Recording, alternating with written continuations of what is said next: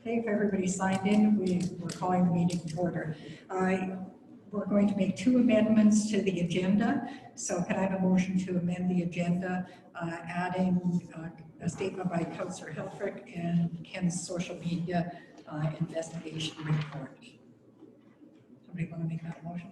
Okay, all in favor? And that's carried. Councillor Helfrich. Okay, just quick here, I'd like to just make a quick statement before we continue.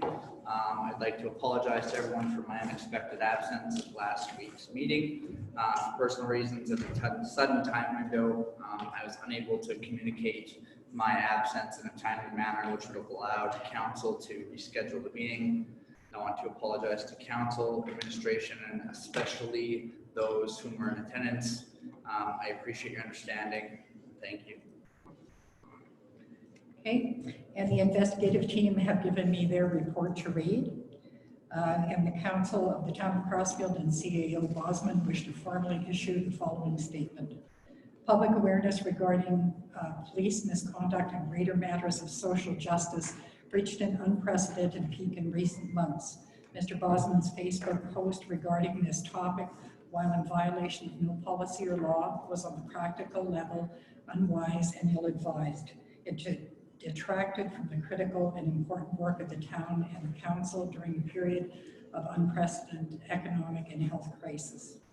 It caused needless distress to some members of our community. CAO Bosman and council thus jointly and voluntarily agreed to the following guidelines. CAO Bosman shall take great care that all posts regarding town matters originate from an account that clearly indicates his association with the town and not from his personal account. The line between CAO Bosman's official capacity and personal views shall be scrupulously maintained. Town's council acknowledges and appreciates CAO Bosman's undertaking to drastically and sharply limit the scope and the nature of his postings on his own personal account to avoid matters of intense controversy and to exercise extreme caution and sensitivity regarding the highly charged, deeply emotional, and elevated personal identification some members of our community may have to specific issues. All other details are regulated under the FOIP section 17. And just as a conclusion, these being my words, having concluded the investigation, council now looks forward to working with full council. The by-election is upcoming. Within the last couple of weeks, we've had word come from both the provincial and the federal government that items such as MSI, gas tax, policing, grants, funding, etc., in the next 3 years will drastically change. Initial is that it could affect us to the tune of $900,000. So we're going to be working very hard at laying down some groundwork. We owe that to the residents of the town of Crossfield to try and come up with a plan on how we're going to deal with that. We're going to deal with it strictly with taxes. A quick estimate would be a 25% increase. And currently we're a bit of a poster municipality with AUMA because of how we run our finances. That's going to be tougher to do with a $900,000 decrease in transfer funds, grants, and whatever plans they come up with. But the federal government and provincial government, we don't have all the details yet. CAO Bosman will go over some more details, but that's what it looks like we're looking forward to. So we've got a lot of work to do in council. The 3 councillors here, 3 elected officials, and the 2 new that we look forward to working with, will be focusing on that. So those are the 2 additions to the agenda. Can I have a confirmation to accept the July 21st council meeting minutes? So moved. All in favor? And that's carried. Business arising from the minutes, policy 2020-09, external communication policy. For the interest of the public here, under the media, we added this. This was an existing policy. We asked for more definition. So 2.2 now reads: communication officer, research officer shall forward media releases, public meeting, public information notices, and advisories to the following officials and staff where applicable before sending separately to the media. to the mayor and members of council where a document, email, and or written consent approval of a majority is required, and the CAO and or manager of the respective departments where applicable. So that is to ensure that everyone has the information before it is posted to the public. So any further questions? If not, can I have a motion to accept policy 2020-09? Okay, all in favor, and that's carried. Bylaw 2020-15, Council Code of Conduct Policy. We had submitted our, now a little bit of background, the province had required all municipalities to put in a Code of Conduct bylaw. It's basically boilerplate. We did that, and then having needed to use that bylaw, we found that it was lacking in some areas when the request was brought to the Ombudsman's office. And so with their recommendation, we have amended our bylaw to include their suggestions. So having said that, does somebody want to give this bylaw first reading? I'll bring forward bylaw number 2020-15 for first reading. Okay, all in favor? Do we want to do all three readings or not?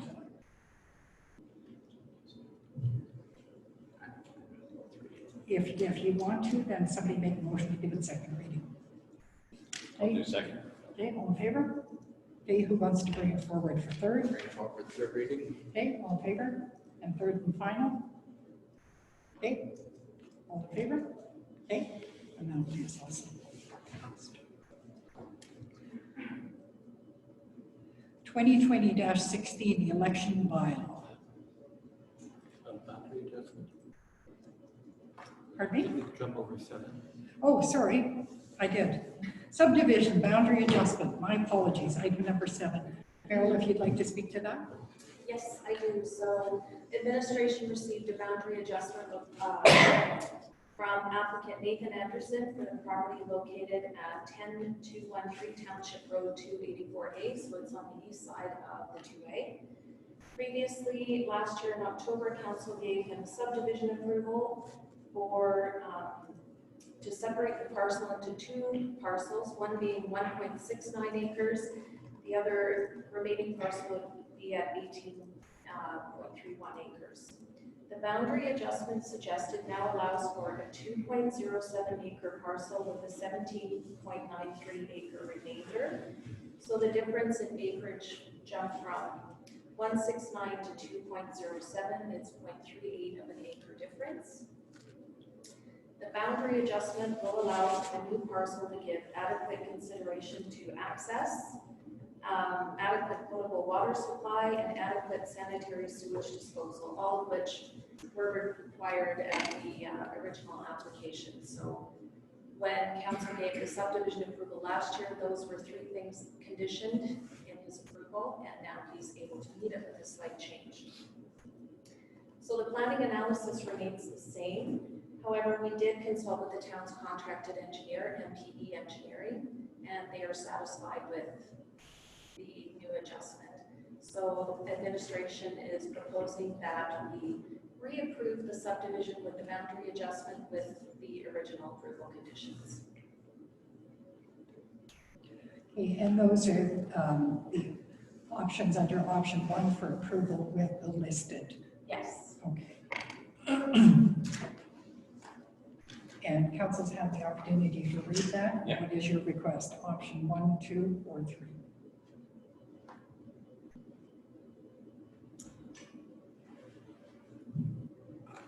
Just wanted to. I'll make a motion for number 1. Okay. So the motion is that we go with the recommendation of option 1, which is the approval. Okay, all in favor? Okay, that is carried. Thank you. Okay, under the, now we'll do 2020-16, the election bylaw. Basically the same bylaw as previous, with changes to dates for the by-election. And no other significant changes on that bylaw, it just that. So can I have a motion to give bylaw 2020-16 first reading? Make that motion. Okay, all in favor? Okay, what do you want to give it second reading? Okay, all in favor? Moving forward for third? Move forward third. In favor? And third and final? Okay, and that is in place of our by-election. At the election.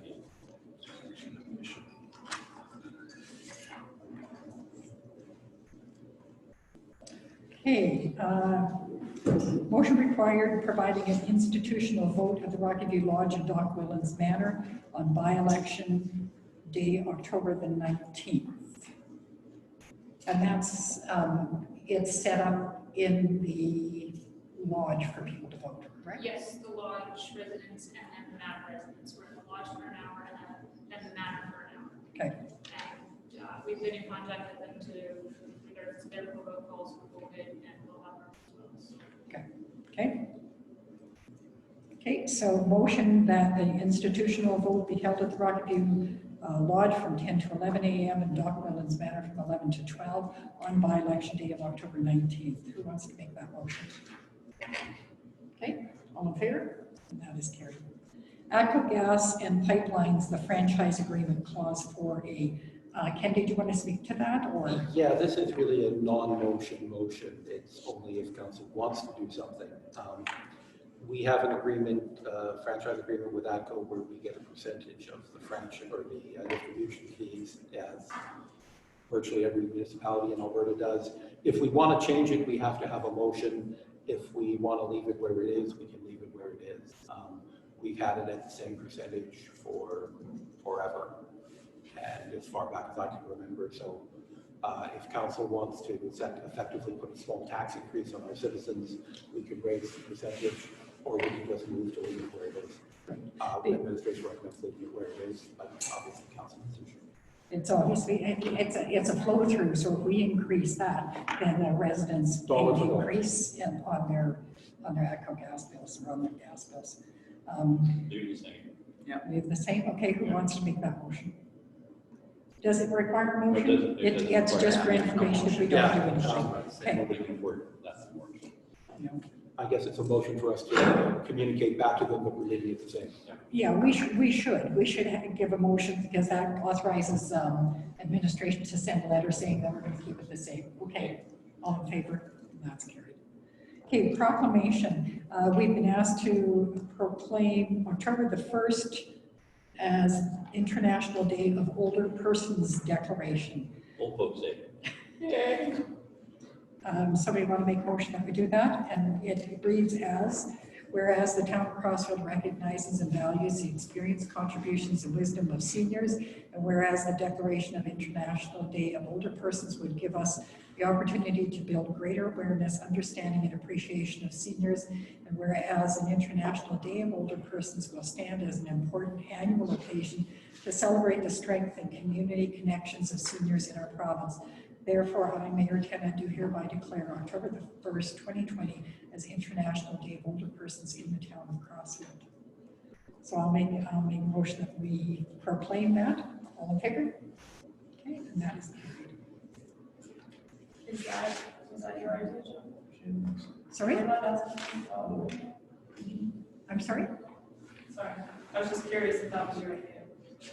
No, that gets sent to us to determine if we will make a proclamation. Business arising out of the minutes. Part D, as amended Sorry? under item 9.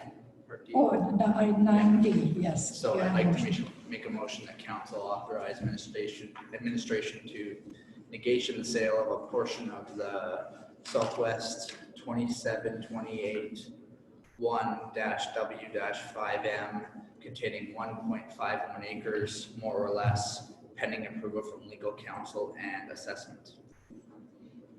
Okay, Yeah, basically, I'm going to try and find it on Google Maps.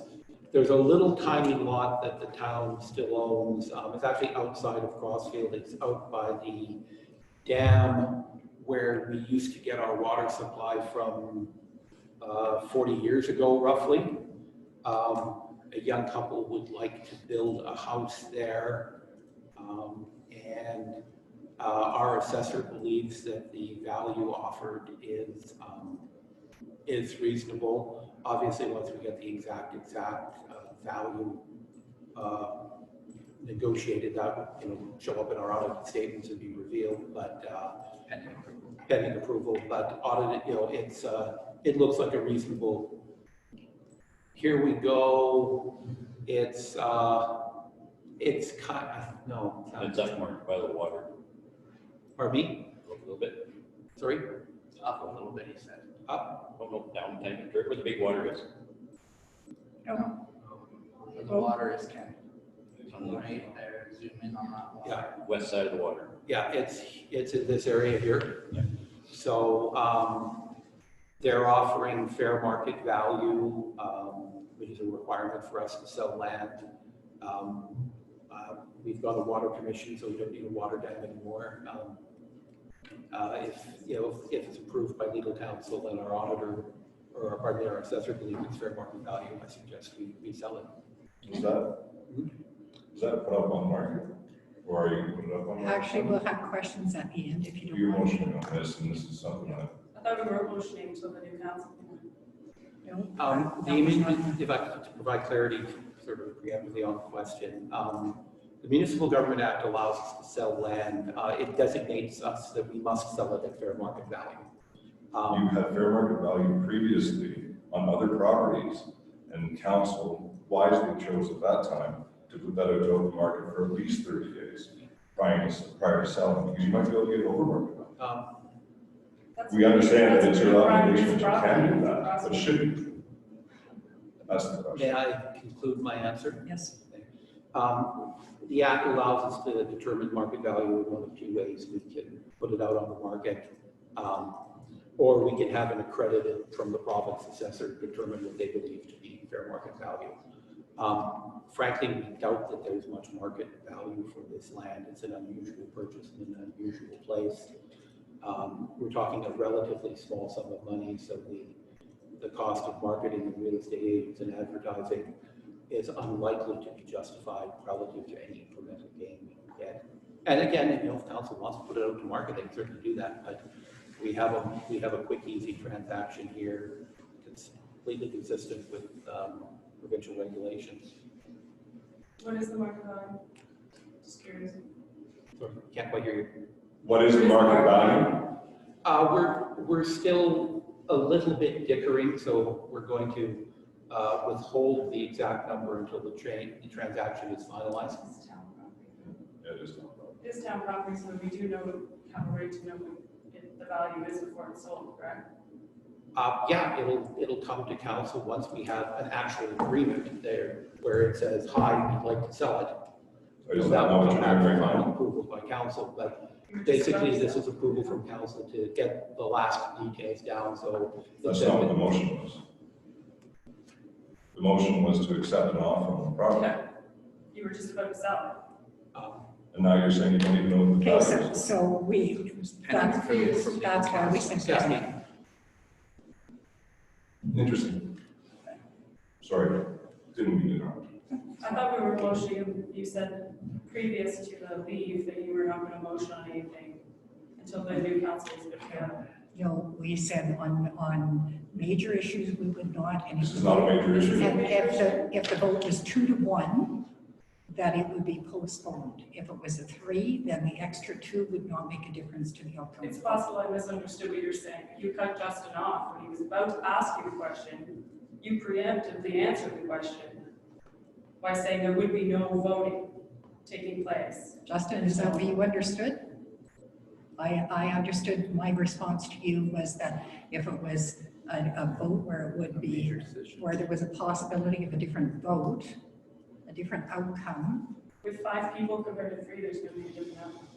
but if 3 are in favor, then 2 more. How do you know that? I may have completely misunderstood. Because if we voted here and the 3 are in favor, then having 2 more. But having 2 additional voices bounce ideas off each other changes what the other person might think, because they might get new information. But They might want to know the property value before you sell My statement was that's how we were going to make our decisions on the vote. Was back to my We'll play the YouTube So, video. okay, so, I mean, What the- does- what's the council want to do? individuals who'd like to buy the land, they have some urgency, they like to get the transaction rolling.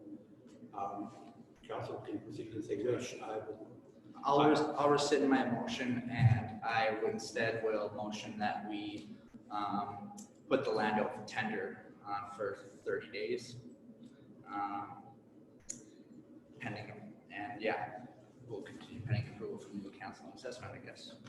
There's now 2 words.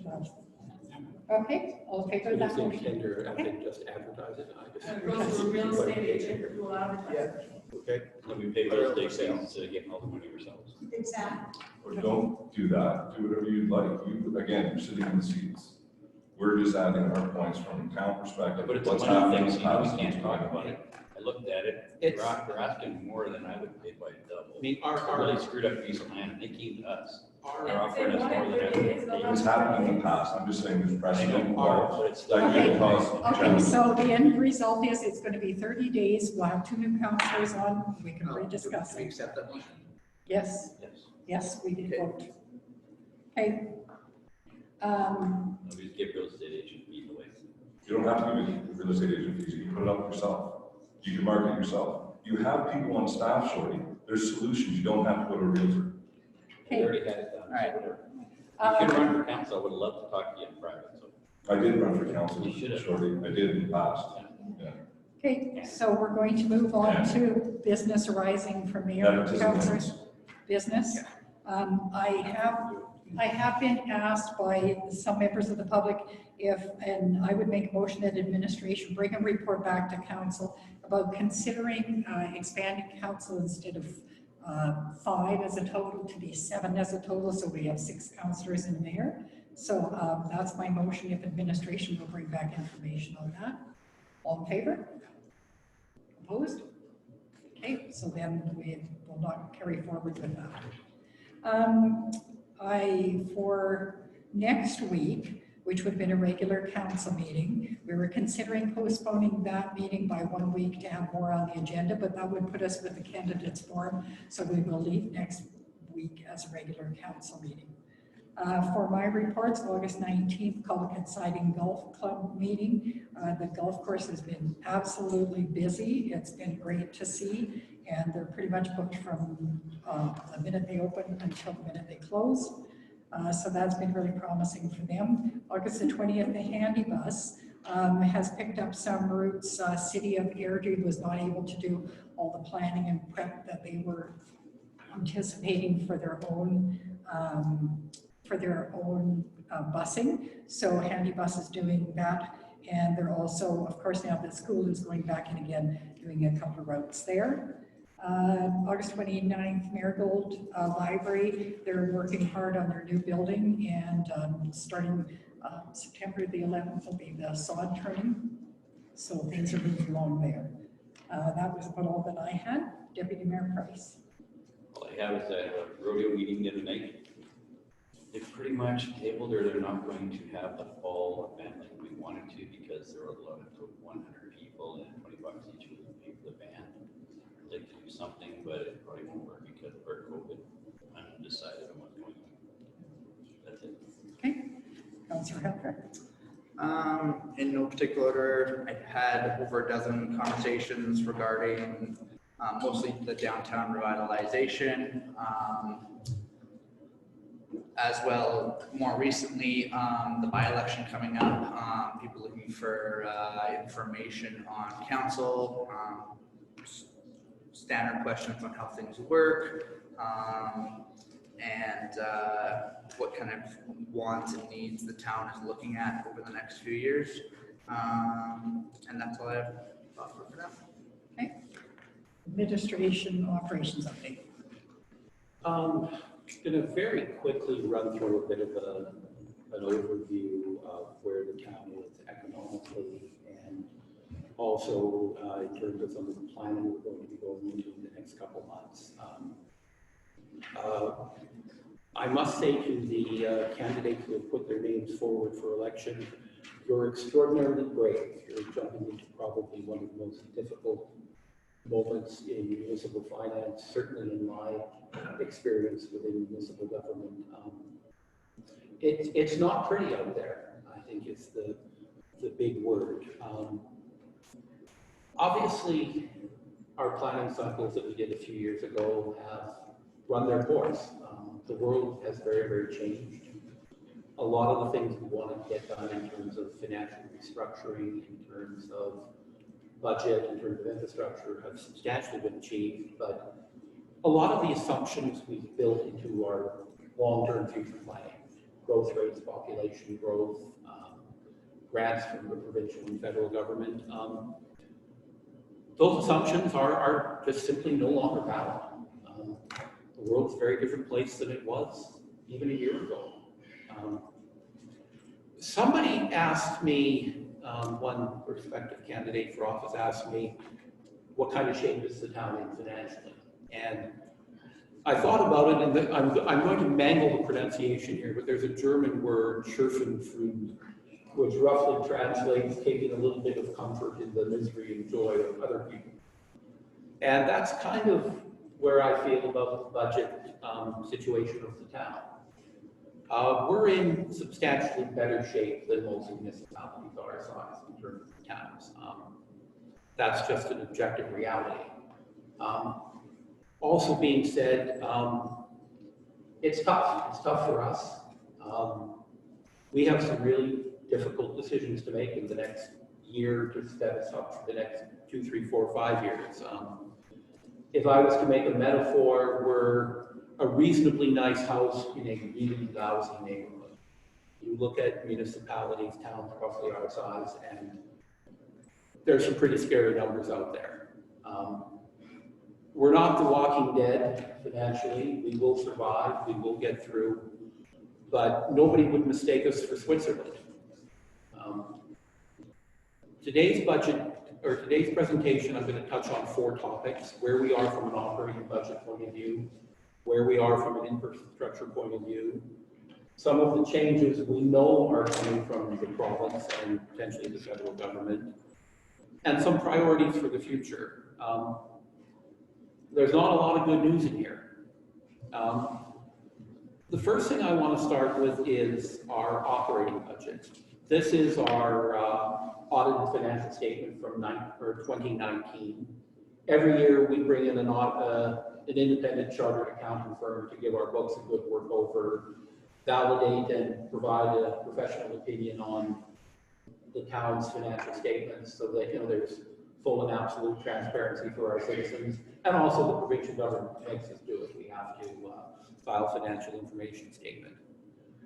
Last year, our expenses were 7.742 million. Our revenues were 7.664 million. So we ran a little deficit. We ran an operating deficit of about $78,000. That was a little bit of a disappointment. We had targeted a balanced budget. There were some minor adjustments in terms of writing off some old debt, writing off some old accounts receivables that didn't appear to be recoverable. In conjunction with our auditor, we made the decision to write them off to fairly present our financial statements. This is a 5-year trend for the town of Crossfield's operating budget. The top line, and I hope everybody can read it, if you take our 5-year operating surpluses directly straight from our audited financial statements, it says we ran a surplus of $4.315 million over the last 5 years. That number is artificially inflated because we sold some land. The town sold $4.082 million worth of land. So if you pull the land sales out, that's one-time revenue. Just because you sold land this year doesn't mean you're going to sell land next year. In terms of a planning purpose and operating budget, we ran over the last 5 years a whopping large surplus of $232,000.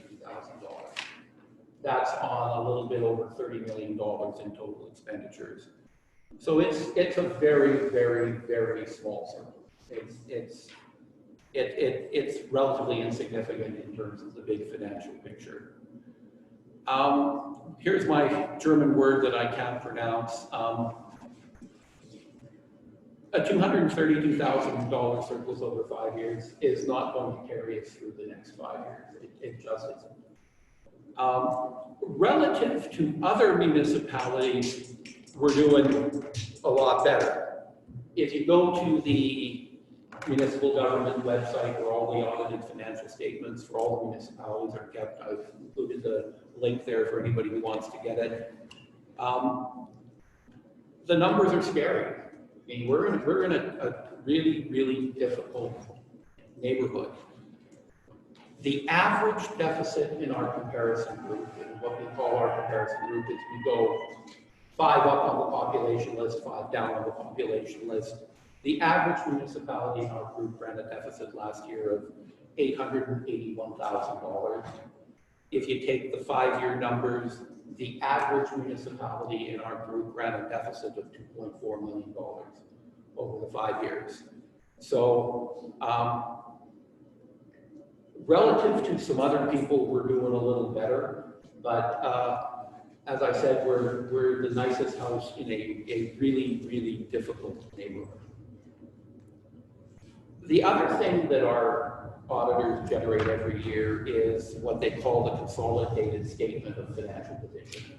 Rather than looking at 1 year, it looks at the history of the municipality. It's everything that's been accumulated over since we were founded in 1907.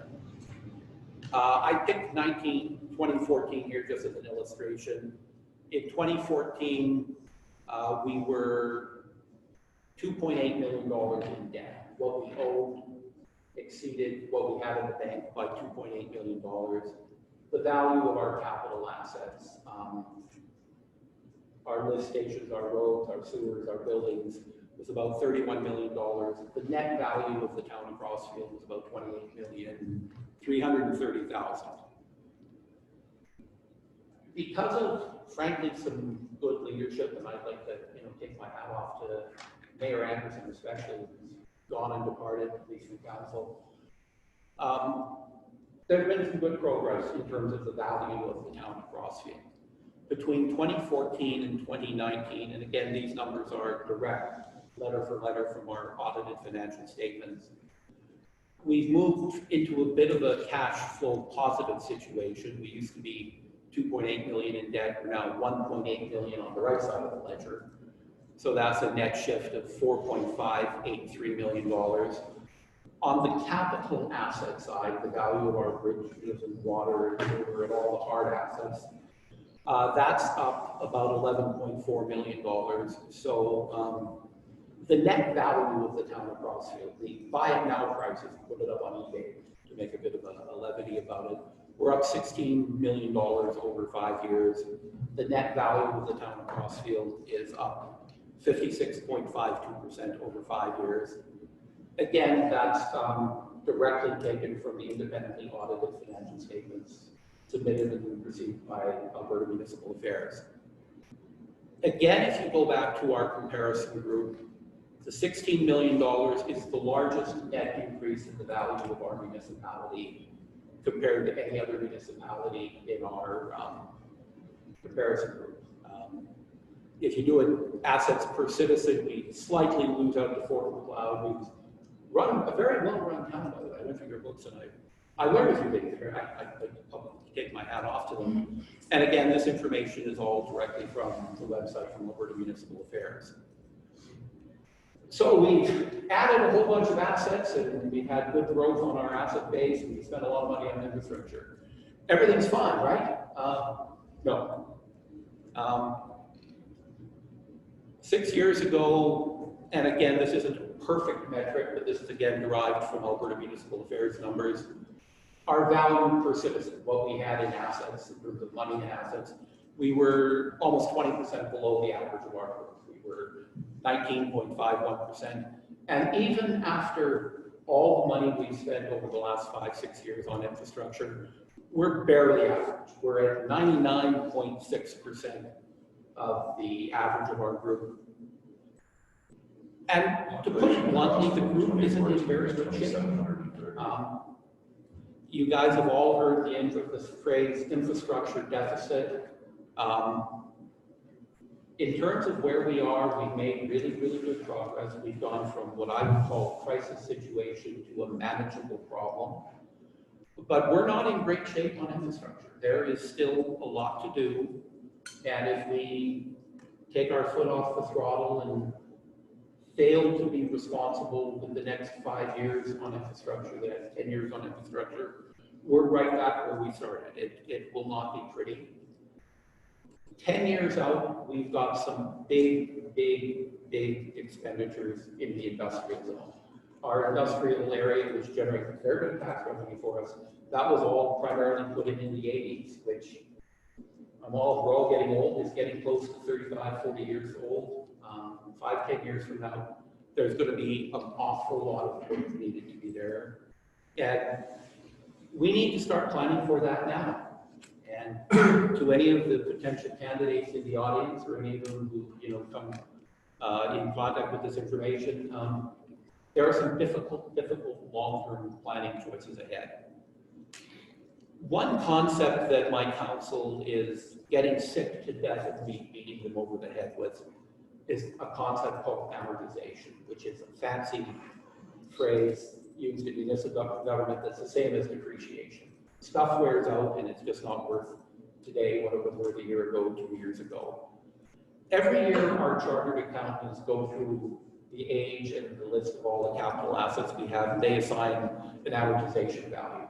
How much has the town worn out? For the town of Crossfield, every year we wear out our assets roughly $1.4 million. We've done a comparison here, again, directly from the town's independently audited financial statements, where the new stuff we build is what we spend on infrastructure, old stuff wearing out is what the amortization value was, and progress is the difference between those two. Over the last 5 years, we've spent about $13 million on infrastructure. We've had about $6 million wear out.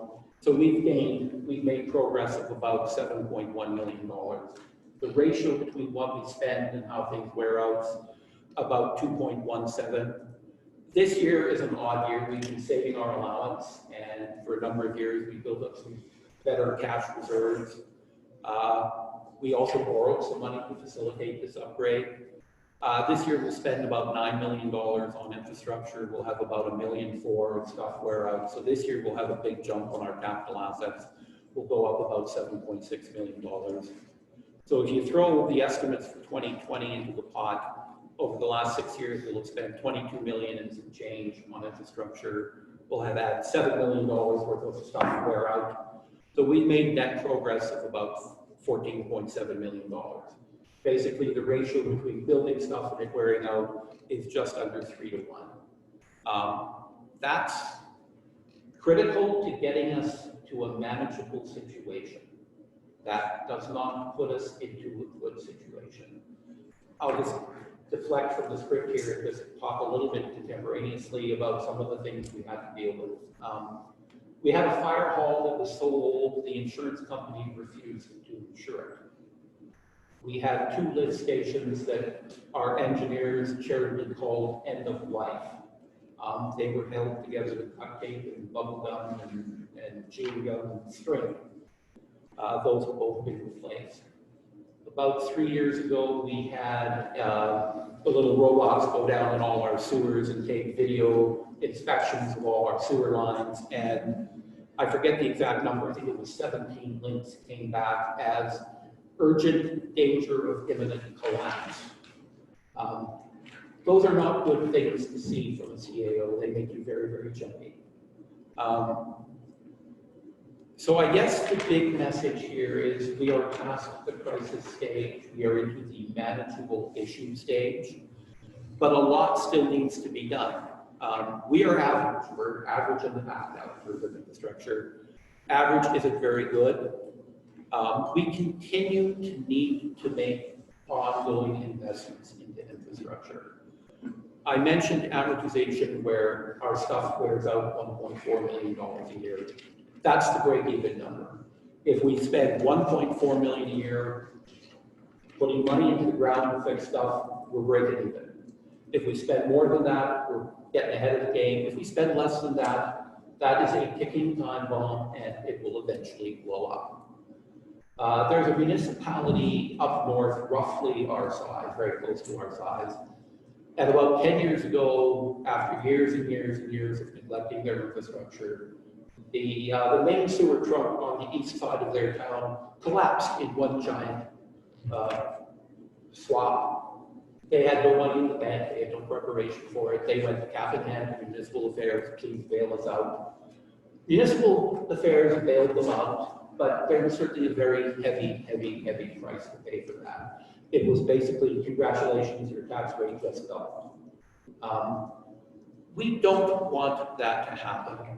And again, for the potential candidates in the office, I need to stress that when I talk about critical needs infrastructure, this is critical stuff. It's not the nice to have. If we build a skateboard park, it's great that we have a nice skateboard park, but it doesn't make our sewers any better. We're going to continue to need to put money into the ground. In some ways, for the new councillors, it's going to get more difficult because in the past, the need was so critical that the choice was obvious. It would have been grotesquely, obviously irresponsible to not to deal with these things. We are at the point where all of the things we need to deal with are 5 to 10 years out. For the next couple of years, in a responsible way, we can throttle it back a little bit. And that will make it difficult to continue to build the consensus necessary to deal with issues 10 years out. But it is something we need to do. Now I want to talk about some of the things we know are going to happen that are negative. This is what the province and the federal government, mostly the province, have announced. But there's a lot of stuff out there that they're talking about that they haven't officially announced yet. And Mayor Kennett talked about 900,000. My little spreadsheet here shows 842,000 in changes. I hate to say 842,000 in net annual changes to our budget is probably the optimistic scenario. The province has announced that the pot of money, or the amount of money we get for MSI, which used to be about $800,000 a year, the total pot of money is going to be drifting down over the next 2, 3, 4 years. It's about a 20% reduction, which takes our 800,000 roughly down to about 640,000. In addition to that being an actual cut, there's also the inflation factor in there.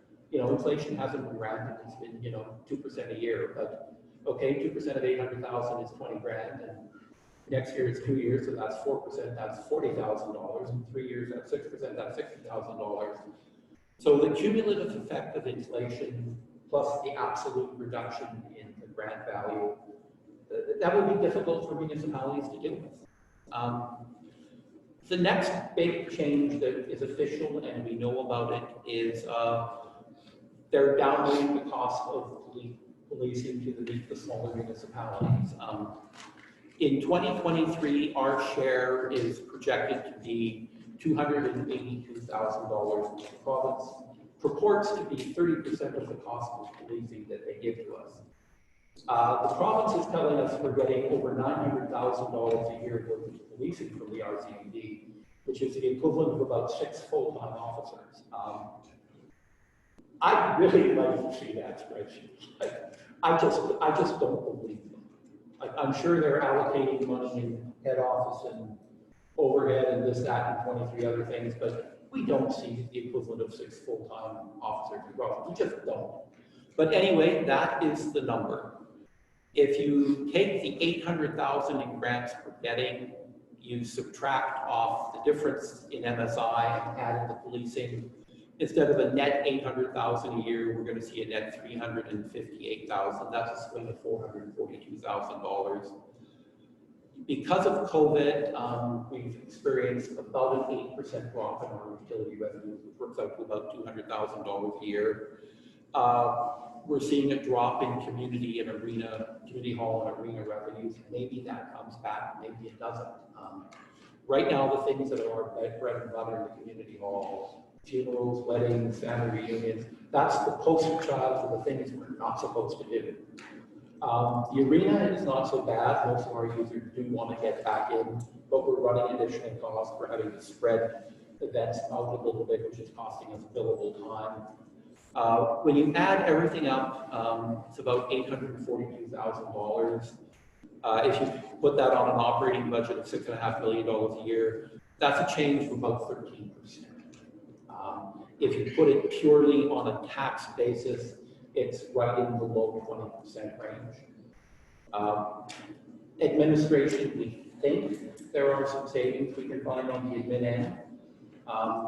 But I've been very blunt to council, I've been very blunt to the citizens of Crossfield. There just simply isn't $800,000 in slack in our budget. We're going to have to look at raising revenues or reducing certain service levels. That's just the reality of it. Going into the strategic planning session that we're going to engage with the new council, we do have, I'm calling it 3 1/4 really good strengths relative to other municipalities. We are the only town in our group that over the last 5 years has run a balanced budget. We're the entire list. The trend is ugly. We're going the wrong direction. The last 2, 3, 4, 5 years, we've been getting hit and dying to death. It's been 2% here on MSI. It's $18,000 on provincial summer jobs grant we don't get. It's the $12,000 we no longer get grants in lieu for the senior residents in town. It's $5,000 for grants in lieu being cut back. They're talking potential changes to the designated assessment role that'll probably cost us about $12,000 a year. There haven't been any big hits, but it's been Chinese water torture, drop after drop after drop, and it has really added up. Our budget is heading in the wrong direction. We're the strongest operating budget in our comparison group, but let's get back to my German word. The fact that others are in worse shape doesn't in absolute terms make us in any better shape. The second strength we have going into the next number of years is we have the lowest property tax rates in our comparison group. To put it in perspective, if you have a $300,000 house in Carstairs, you pay $360 a year more taxes than you do in Crossfield. The numbers are right there. Again, you can get this out of the tax bylaws at the various municipalities at the Municipal Government Affairs site. We don't hope for tax increases, but our 2 new friends joining us on council, I think it has to be on the table. The province is essentially trying to force municipalities into raising taxes. That's an opinion.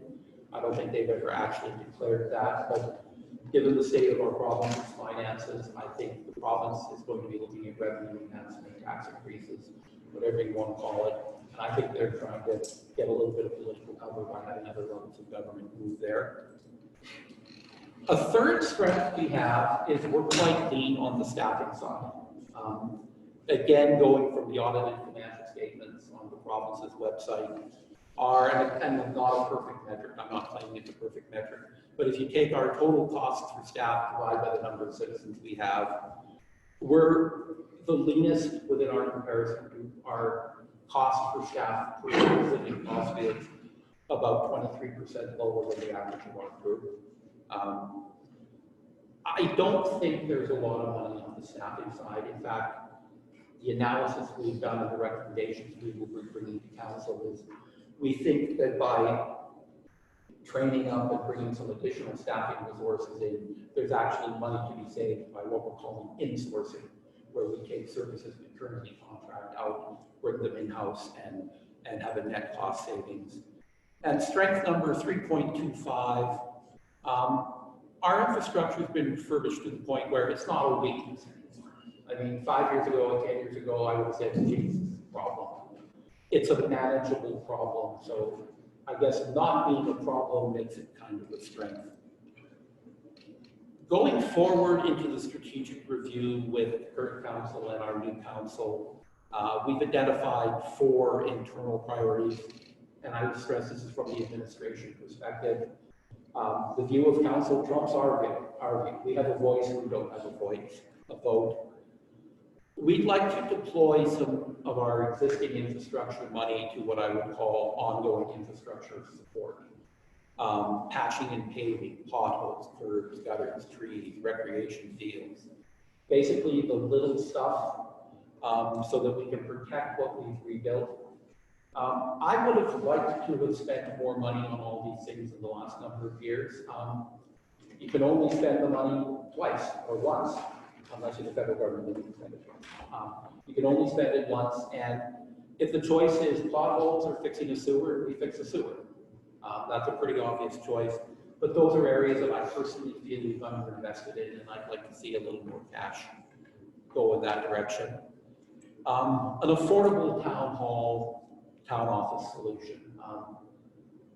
This, where we are, is not ideal. A number of citizens have expressed concerns in terms of separation of church and state. We were able to buy the CIBC building, the old CIBC building, at very, very favorable terms. Administration would advocate for a very, very frugal solution to transition to the CIBC building. Now, obviously, the consensus on council moves on this. We had, 5 councillors who are here, we have 3 councillors who are here, we have 2 new ones coming in. We'll see where they end up. We will obviously be guided by the wisdom of council in this and all other matters, but We need to do it as cheap as possible. Inexpensive? Inexpensive. I like the word frugal. Yeah, frugal. So we can use it and get out of here. A target, we pay right around $45,000 a year in rent on this building. If you convert $45,000 in rent into a $45,000 debenture or mortgage, that raises about $1 million, where there would be zero effect on cash flow. Instead of writing the check to our landlord, we write it to the provincial government on a debenture. I don't think we can do it for that just because renovating an old building is expensive. There's a lot of code issues in terms of accessibility, handicap access, things like that. I'd like to come as close as we possibly can. And that's, again, the stress, that's my number. Council may have a different number. Well, how much planning has gone into that already? Have you got a deal or savings to go? 4 million. That was That was miscommunication that should have never went anywhere. We never talked about nothing. What administration, All of a sudden it's releasing this. administration has done, You put it on your social what media. administration has done is, we have done the minimal planning and design work necessary so that we can credibly and plausibly apply for grants. If somebody at a senior level of government or some foundation or some heritage organization wants to write me a great big check on a grant, I'm happy to build the Taj Mahal with somebody else's money. And we've done enough work that we can credibly apply for those grants. And I think that's the strategy going forward. There may or may not be a federal election in the fall. There may or may not be a bunch of federal money floating around. Federal elections, they tend to like to throw money at heritage projects. That's what happened 4 years ago with our library. We would not have renovated the library the way we did it if it was town money exclusively. We got a lot of other people's money to fund the library, and I'm hoping we can get a similar strategy for that. Protect human capital and institutional knowledge. I don't want to gut our staff as we go through some very, very difficult financial changes. Best human resources practices, try to insource, try to train your people up for new roles. But when you throw away a huge amount of human capital and institutional knowledge, it costs you more money than it saves you in the long run. Our surrounding neighbor, Rockingham County, has gone through a number of cycles where they build their staff up and then they have a change of government, a change of administrative leadership, and they got their staff, their numbers dropped dramatically. It costs them more money to build it up than it saves them tearing it down. There are difficult choices. I think the optimistic scenario is we redeploy a lot of our existing staff to new roles with the appropriate training. I would like to defend my staff. That may not be possible going forward, but that's certainly my own personal objective going in. And the last one is we need to start thinking about some of the huge capital needs in our industrial zone 5, 10, 15 years out. One of the reasons we're able to have the lowest taxes in our comparison group is we've got a reasonably good non-residential tax base. The money we get from industrial is money we don't have to get from citizens. And I've said this before, and I'll say it again, if you never feed the golden goose, it stops laying eggs.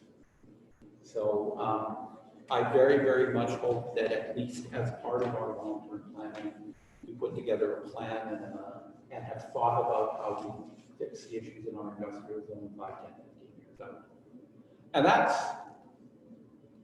the news. There is really no good news in there. It's going to be a difficult 5, 10 years, but there it is. If any candidates or individual citizens want some more specifics, obviously I have an open door policy. Come talk to me and we'll share whatever additional data you would like to have shared. So, sorry, we're already the lowest as far as staff goes. So you're not going to I haven't run the exact number in terms of bodies, in terms of dollars, taken directly out of the directly out of the audited financial statements, just divided by the like population. almost understaffed as it was, and then you reassure us you're not cutting anymore. So that's okay. So yeah, I mean, I don't control what council gives me for a staff budget. My recommendation will not be to take additional staff out. 40% of the new council isn't here, so obviously I may get a different direction. I think it starts with maximizing our current staff based on the numbers that are being paid out, and then moving on from there. But yeah, I mean, it's difficult. I wish Teams was better. I noticed one of your slides, the numbers were a little off. I'm not sure if that's reflected in that that's showing as well, or just. I'm just going to note on that. Which one was that? Ken, so when you said at the very beginning, you were basing it on 2014 population at 3,370. Yeah, and I just used the current number. We have shown some growth, and as I said, this is a rough which made it So it's actually high. 10,400 and change per citizen, not 8,000 per citizen. Yeah, and It again, actually this is a quick. reflected better. This is, and I'm happy to update the table. Yeah, it was just a mistake in population. Frankly, I just used the same numbers from 24. We're actually one of the very few. Presentation, how you use that numbers. I just used them, but, and as I said, this is a rough and dirty number. Your comment on the CIBC, did you want to make that motion that administration bring back a report for its approval? Yes, I would love to make a motion to bring back a report as quickly as possible to get that place up and running as soon as possible for administration. As soon as possible or as cheap as possible. Oh. Maybe different things. Well, yeah, I don't want to wait 5 years. I'll be, older then. So we got a brief explanation as to what happened there then. I mean, you had drawings to some degree paid for and done up. You've had multiple discussions about it to the point that went out in our utility bill and on social media. I mean, one or the other would be a mistake, but both is kind of coincidental. Well, the newsletter we posted on social media, so the same mistake was posted, but it's an artist drawing. We have, we obviously have some staff members who are very enthusiastic about getting into a new hall and I've or seen a town hall. I've seen it there. That enthusiasm I've percolates seen nothing until I've seen it on into the, Interesting. the newsletter. Because it's not an approved plan. we hadn't talked about it or not, all of a sudden. We hadn't talked about it. Open up the wall. So how does it get into our utility bills and you're commenting online about it? You didn't make a comment that it was a mistake. You were participating in why it was a great idea. You were confirming that it was being done. No, we weren't confirming the 4.1 was being done. No. So It's like that went out, and that was not the request of council that You information. absolutely commented on it. I'm sorry? You absolutely commented on the social media post and talked about how great it was going to be. Not for the 4.1 million. The purchase of the property, yes. And the plan you were showing us, The plan that is our artist that was the rendering. post. That was an artist rendering. That was not to go out. That was not voted on by council. No decision has been And made. We now when did that have. get told to us as a town in a sense? It, That it was a mistake on our media? because it was the follow-up on what we'd actually paid for it. And that one How come said, we weren't explained to as a town in our newsletter, it was a mistake, misprint? it was, We put out a clarification. we did put out a clarification. And there's been no decision made. The motion is that administration bring back a report for getting us this into the building as frugal as possible and as soon as possible. Is that correct? Yes, please. Okay, all in favor of that motion? Cheap and fast. That Yes. is carried. Inexpensive preferably. Inexpensive. Inexpensive. It's the same. Okay, Same. can I have a motion to accept the administrative operations update report? Okay, all in favor? There was nothing in closed session. Correspondence binder is to letter to municipal affairs, municipal accountability review letter of extension. That's for information. Upcoming events, the by-election candidates forum. Lindsay, you were saying earlier, because of COVID, there's a restriction on how many people can be there. So how are people that want to go, how do they let you know? We will be discussing that tomorrow with staff. We're going to come up with a plan of how we're going to do that. You'll have to register and that. We haven't finalized our plans yet. So And there's to be how many people? approximately 80 public. And how many people usually go to the Lincoln? It depends. Sometimes. I mean, the last by-election, we only had 350 people come up to vote, so. Okay. that's- Right. Now, we could also use another gonna be online building quick. and And it will be, view we it are looking at through. doing it live streaming as well. Right. Will people So have from an, home or another building. will people have an opportunity to send in questions? Yes, and that's what we're going to be talking about tomorrow. Okay. So for anybody that wants to participate, will the town be putting something out on it Yes. tomorrow? Yeah. Okay. Okay, so that's September 22nd by-election candidates forum. September 29th is the advance vote from 4 to 8 at the town office, and October 19th, the by-election from 10 to 8 at the community center. So that's the upcoming gallery questions. I have a comment, Mhm. just about Ken's presentation here. I just have a suggestion for council and as well. For, we're talking about a possible large increase to our taxes. That, this is a great forum for us to know, but maybe a bigger venue and the town put out that maybe can be able to present his presentation to a larger venue, the town hall. I know we can only hold 100 in there right now. Let's get it out to, even the whole presentation and everything else. I don't know if it'll be posted on the website.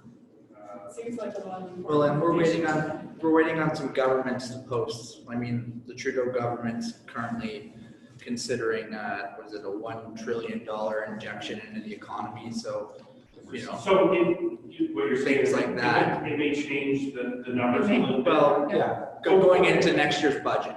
Okay. Yeah, I'm happy to share this information, I'm happy to share whatever information.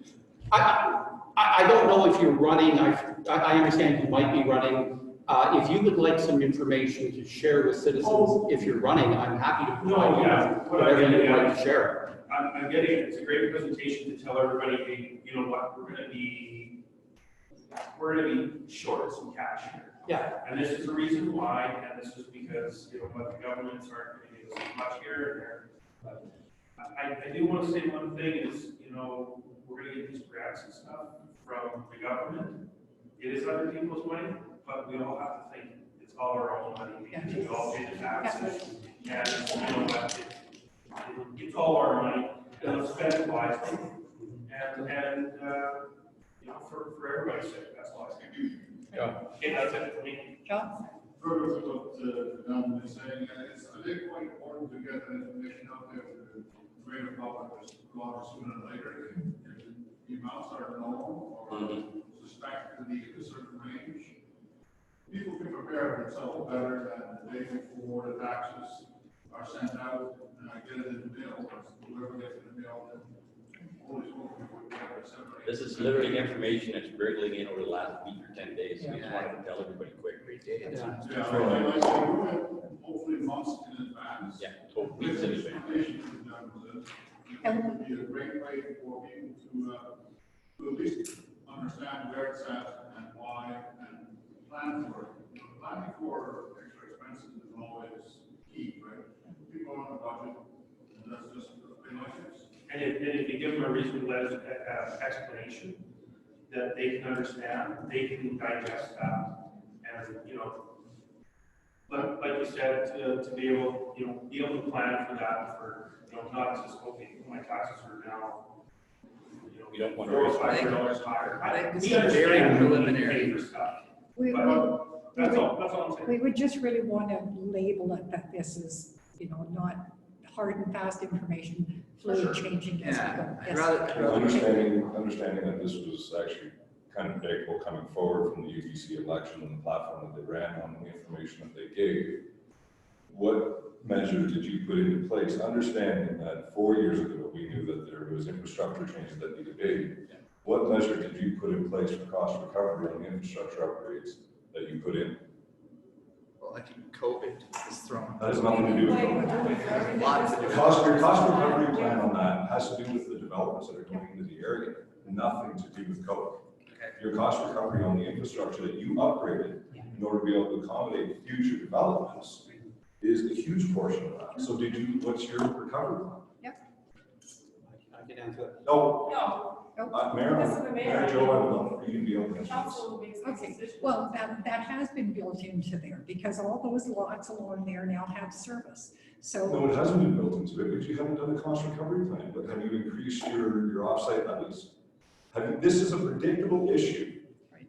You had 4 years, we knew when I was on council, we knew that these infrastructure changes need to be made. Right. At that time, we were already talking about increasing offsite levies in order to be able to look after that, because the 15-year outline on the commercial property is because you didn't put the offsite levies off in the 80s. You didn't utilize that property. Now here we are, repeating the exact same thing. So I would love to know how you're going to fix that. well, I would defer to administration. And honestly. And that's the it's challenge. tiny You've been with deferring to cash. administration on everything through this election period. When are you going to take responsibility for the community and look after your CAO, who's your employee? Because there's thousands of dollars, hundreds of thousands of dollars that have been spent instead of doing corrective measures. And I hope that you're doing documented coaching in order to be able to recover the compensation that you think you're not going to be paying out to this gentleman here. You've already paid out over $100,000 in people that quit, people that aren't around. And that's an infrastructure staffing portion. That's another That's staff what we have member that to we do. apparently can't There's afford. multiple staff members over the last 4 years have been paid out. Dysfunction. So you're talking about cost recovery, you're talking about community dollars, you're talking about an infrastructure upgrade, you're talking about building a community, but you're not providing a solution. That's your position, Mary Jo. Okay. How are you taking this group and the next two that are coming on into the next phase of planning? Or are you going to defer that to administration? Trying to scare people out of taking the position, Ken? Like, it's doom and gloom, we're somewhere between a zombie and Switzerland. Okay, Seriously? there's a question in back. It's about the money that's coming in, so MSI funding is going to be cut. We all know MSI funding is a great job creator, it pays for our doing our roads and doing our sewers and everything else, which is great for a job creator. UCP government has been saying they're going to be creating all these jobs, so I'm just wondering if the town is going to put a resolution towards the AUMA, which is upcoming. I don't know, it may be too late for that, but asking the AUMA to ask the first government not to cut that MSI funding, as it is a good job creator and very vital for our town and every other town, so that our infrastructure doesn't go to crap. And we do not have a resolution put forward. AUMA was so up in the air that nobody even knew if it was going to happen, not happen. Now it's virtual, so we missed the deadline, unfortunately. Doesn't mean that we can't lobby, and it doesn't mean that we won't lobby, because we certainly will.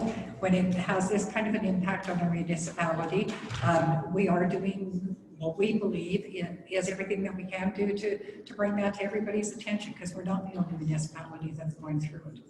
So. Yes. Yeah. I have just some questions regarding the code of conduct investigation. Mm-hmm. Hoping that my questions can be recorded. So I believe we all know, like on June 7th, there was an incident on social media wherein the CAO, Ken Bosman, made statements regarding the recent death of George Floyd in the Black Lives Matter movement. These statements were inflammatory. I don't think they were just unwise. I'm concerned about the wording. There's the previous statement at the beginning of the meeting. And these statements caused many residents to question the integrity of his position of power working for the town of Crossfield, and question whether or not he presented a racial bias in that position. The mayor tenant then released a statement condemning these statements, and then on June 14th proceeded to make a public statement retracting that in the entirety. It was suggested, or a motion was carried in the June 16th meeting, that a third-party law firm would investigate this incident and as a code of conduct violation, and suggested that there be a result of this on July 7th. So now we have a result, I take it, and I'm wondering if you can confirm that that third-party law firm did do the investigation. You involved Sean in the discussions I just forwarded all the information. and provided feedback. Yeah. Okay. Yeah. That's to our lawyer, who's, third party. Okay, and Sorry, you exchanged emails in regards, so how, can you explain how you heard the Just situation? gave him the information with no comments for or against what had been said. And do you have that review back from the lawyer? Yeah. The written review back that you're gonna make public? I believe it's on file, yeah, I don't have it with me, but. I'm still wondering how many letters of concern did you receive from the citizens of Crossfield?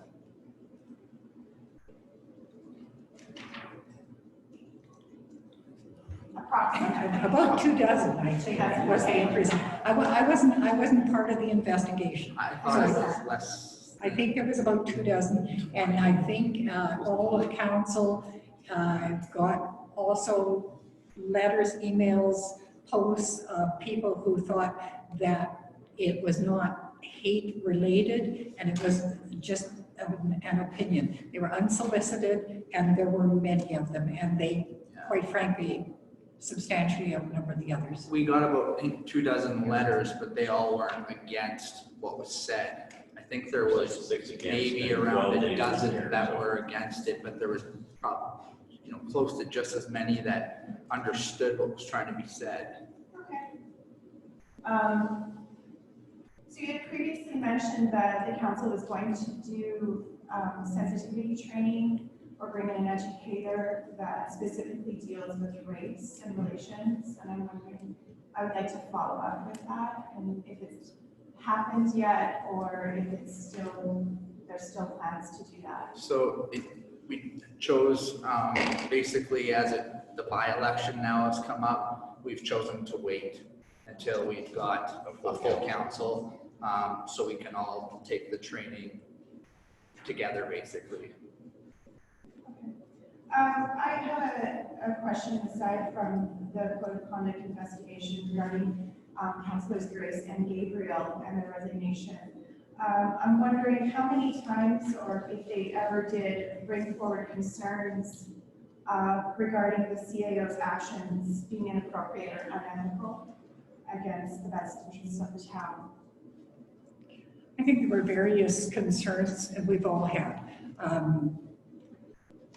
It was open discussion. The second Tuesday normally of each month was what we called a planning meeting. It was an opportunity to bring all things forward.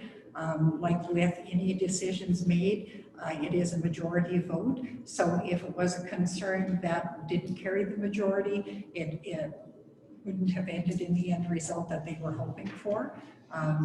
Whether that was part and parcel, I mean, I can't speak for them. So you were saying that there were actions taken regarding their concerns? There were, yeah. Yeah, I believe there were.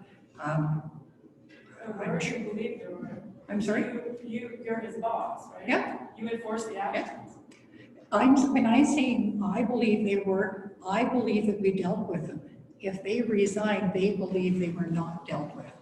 That was my point That's to the make reason, there. yeah. John had, sorry, was that the end of your question? John, you had another question. Yeah, the whole issue that I've heard before, all this secondhand as well, like all of us. But the article that I ended up reading, the comment that Ken made, basically the identical article was produced only several weeks before by somebody in the United States. It was plagiarized. So then it's plagiarism as well as, Right. It was plagiarized. That wasn't Ken, that was Devin. That's good. Thing. Nobody wants to see anybody get killed for whatever, no matter what their lifestyle is or who they are. But the comments were made, and I think it was in a context where it really was taken out of context. My personal opinion, I remember reading it several weeks before, doing one week in the US. And, you know, it wasn't right that this man was killed. Police officer, absolutely, was the wrong thing. But there was other parts of this that this lady was trying to, once you hit the part that was wrong, you go to the butt. sorry? You had me all the way up to the butt, John.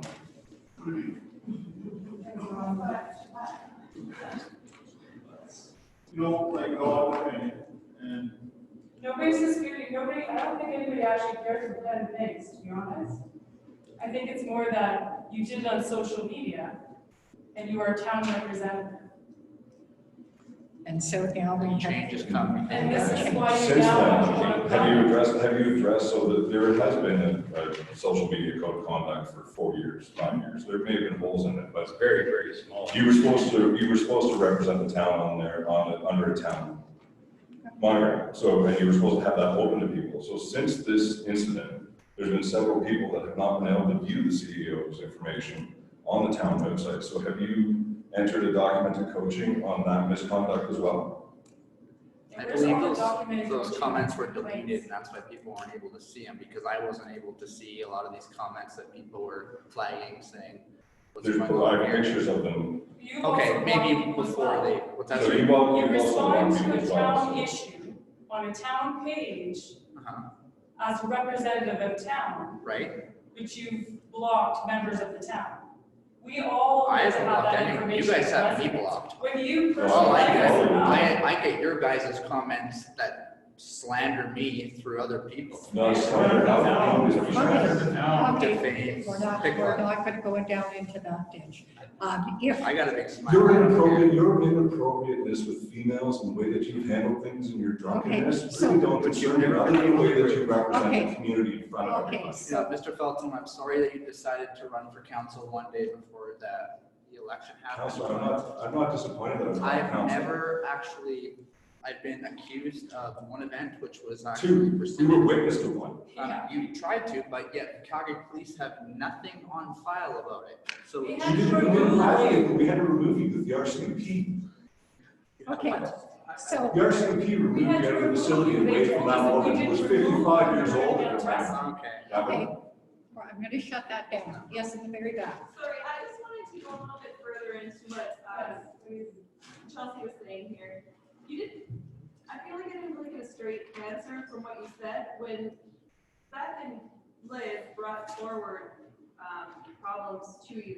I'm a little bit not understanding here. They brought it forward to the whole council, or was it just to you, Mary Jo? All of council. Okay, and then from there, you guys all voted to decide whether it was actually not okay or okay? It was a discussion, there was no formal No motion. voting, it's just talking.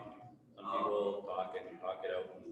At So the end, so that they found these issues that you were having with your CAO, they brought it forward to you, and they were basically still outnumbered on the fact that you guys, as a discussion, decided that it wasn't anything that needed to be said, nothing needed to be worried about, nothing needed to be brought forward to any other junction to maybe have a vote done or a reprimand done in any way, shape, or form? No. Really? Oh. Sorry, for that, thank you. So is there documented coaching for the CAO at this point in time for his Yes, there is. behaviors and actions? Yeah.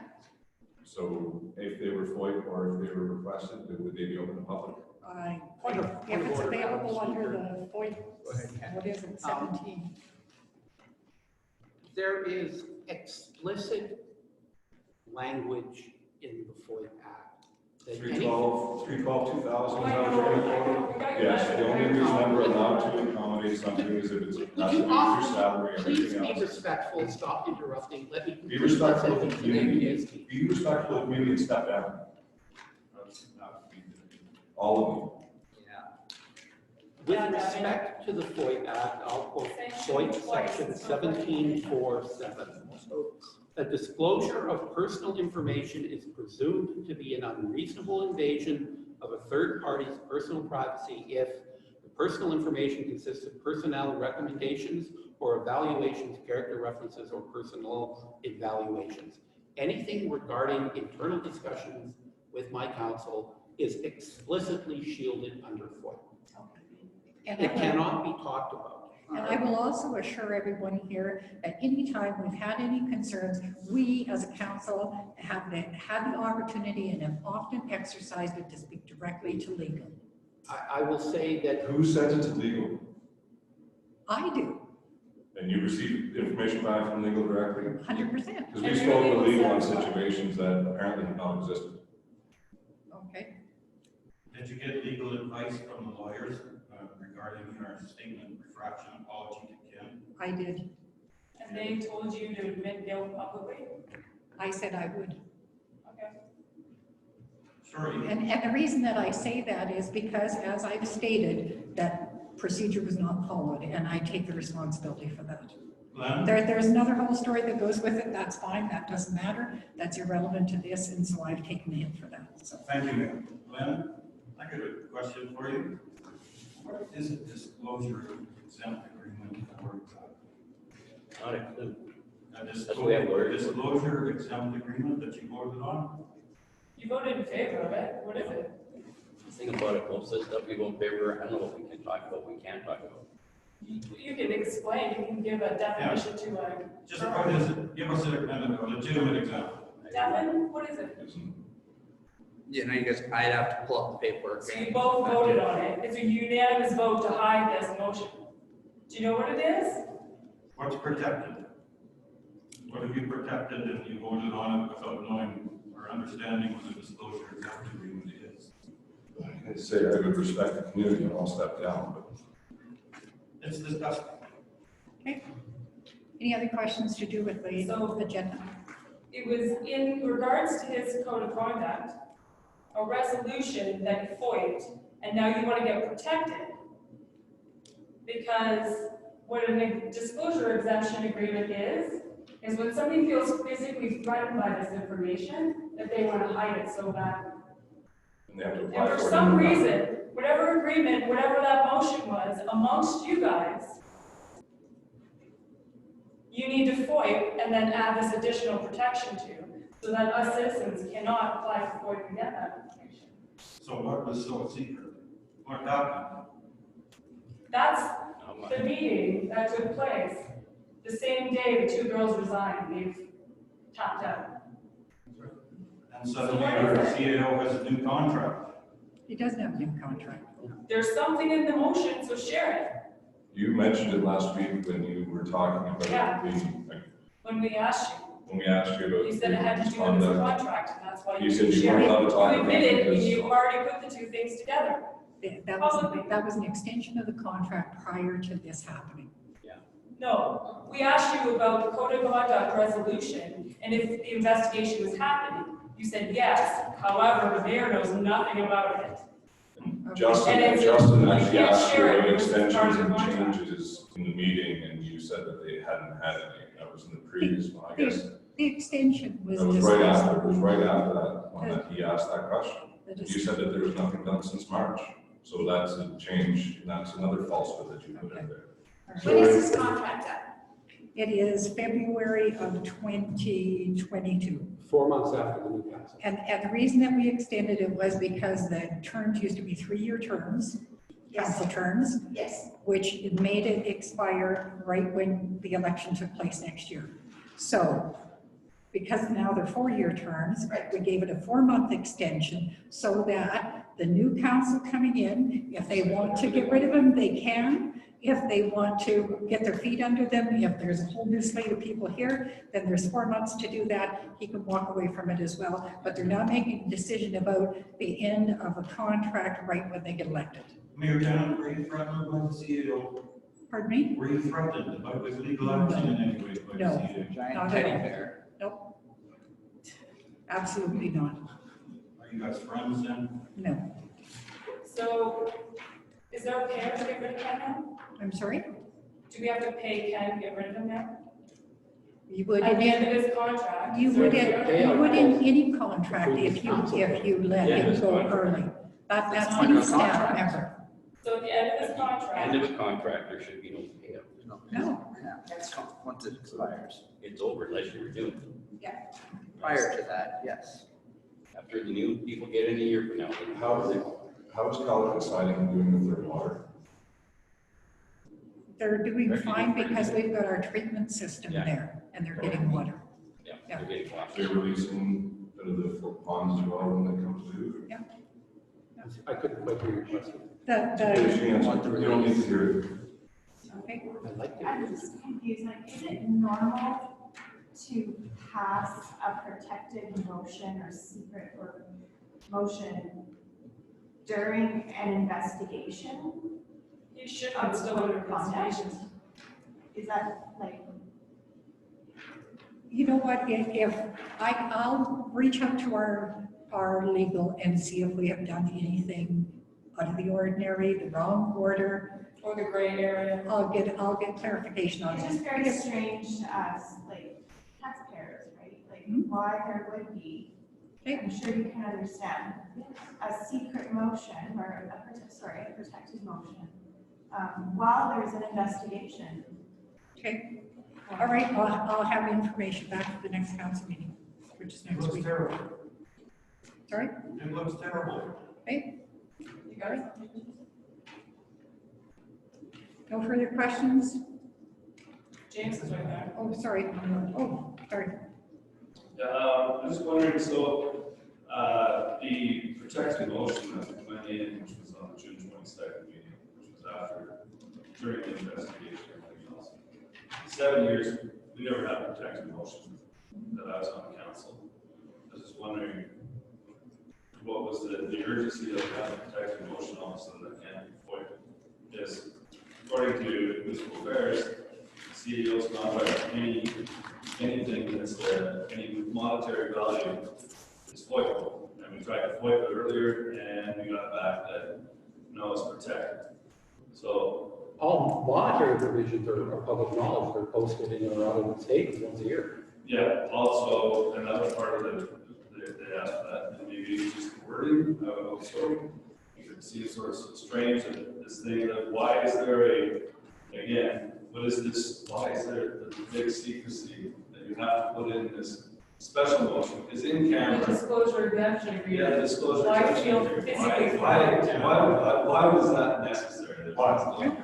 Why? All right, well, we'll get the legal opinion if we've done it wrong, the wrong order. We've never used that before, Joe. Yeah, I know. 7 years we've never used it. Oh, we've never used a lot of things And that then have two been people out of three relevant that this voted on time. it, do you know what it is? Oh, Mayor, could you explain what a disclosure exempt agreement is? Sorry, let's explain the word. I hope she remembers. I'm going to go around in the same circles.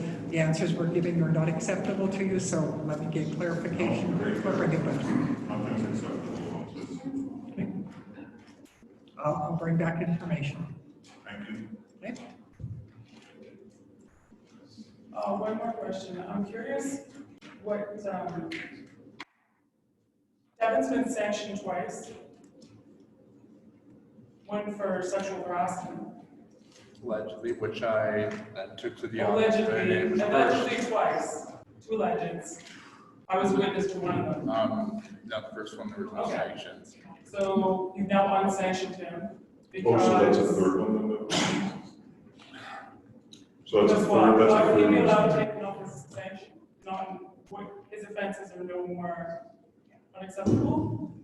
No, I had the right to go to the ombudsman, and I exercised my right, and they found that I had not committed any issues. based on the lack of investigation by council. Oh, so it was all, okay. And I relate to Excellent the documentation then. And in our defense, we use the boilerplate bylaw provided to us by the province.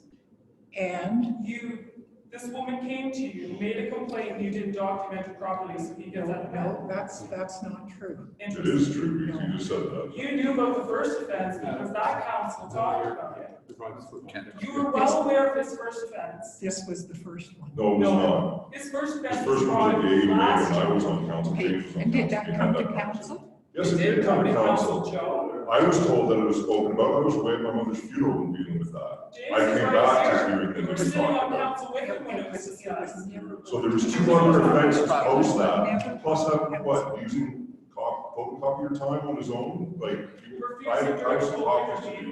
Yeah, but I can drop them off to your house.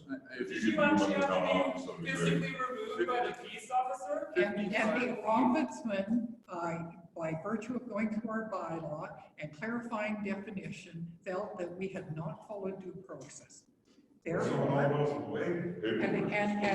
Due process failure again, is that what you're saying? How many is it per council? based on, Question, what is your relationship to Victim Services? I'm a board member. You're a board member of Victim Services. Witnessing and being told by 2 other council members that they witnessed this behavior, and then you walked door to door with them to get votes? We never walked door to door. And you're supportive of them? You absolutely take did them off walk door to sanctions, you door can with them have to more get sanctions, votes. you as a council can make decisions. That's your choice, Joe. It's no surprise that this poor girl didn't have her. It's also no surprise the Calgary Police Service had nothing on file about it. The only persons who made the Because we allegations. did you the favor, we had to physically remove Of course you did. before you humiliated our town anymore. Humiliated your town, okay? You said, Yeah, well, but this, we why don't you should unblock be me recorded instead of anyway. being a coward? Say the poor things to me that you say to the rest of the town, to me as well. We do. I do. No, you don't. I can't see What have you anything. said? I'm fully blocked. I can't see a single thing. I'm not on town council, man. You're on council, remember? Do you want to say one Fine. You're deflecting now. When you were I asked you to block. That's not. Kevin, when you were running for council, you Listen talked up. about the youth in the town, and that you were going to be involved in support, and you could relate to the youth in town. And I tried. And how many times have you But- contacted my What parents happened to to the stay in youth in Metro? action? I, All right, any Garbage further out of the questions to ditch. the What happened agenda? to the youth in action? we couldn't get anyone to participate, so. They had thousands of dollars in their account that they worked hard to do. Yeah. Where is it? Where is it? Still So- there? Doing what? Nothing. The monies that were Where's given our to revenue? them, Have they been the contacted? money that was Yeah. given to Anybody? them for specific things like direct, They- for example, was given back. He's still on the signing And money authorities, the there town is has still- reached out So- to. How did he ever get on the signing authority? Yeah. It wasn't a council It's not a representative council program. board. They actually applied. Because they they were needed an something independent to organization. They had to be Non-profit. Okay, well, Well, I- maybe Yeah, not you after get on the everybody sign. left. I was appointed, yeah, they left because of me. You're not appointed, it's not. Why aren't you going to the golf meetings anymore? Why don't I go to the golf meetings Yeah, anymore? Well, I was under investigation and and I you were also. removed and told not to go back. It's not the only board that people didn't want to be on. Yes, You you were were. actually asked not to come back. Really? On several boards. So you're sanctioned twice. And the You're town not has allowed to not work on received any any board. letters telling us Why are that you it cannot be collecting There's no checked. proof of it, but So only with the fellow. if, Anyways, I'm done with if it. the There's no board, proof. if the board does not want a council member on that board, they need to submit a letter to council, because otherwise we are responding to hearsay, whether we've all heard it or nobody's heard it. Yeah, whether you've all heard it or not, Joe. Well, we You've heard it a haven't. million times, That Joe. is just the thing. Because you had to deal with it for 2 terms now, and you blow it off. You enjoy having No, we another don't. board? You did blow it off. No. You blew off the girls' complaints. No, we didn't. But that's You fine. didn't. So they're being dealt with then? Or 2 respectable women, one who's lived here since she's 4 years old. I remember her campaign. Right. All of a sudden she quits. You'll have to ask her. Yeah. I had no, 2 more victims to service, Joe. okay, all right. Any further questions to the agenda? If not, motion to adjourn. Okay, thank you.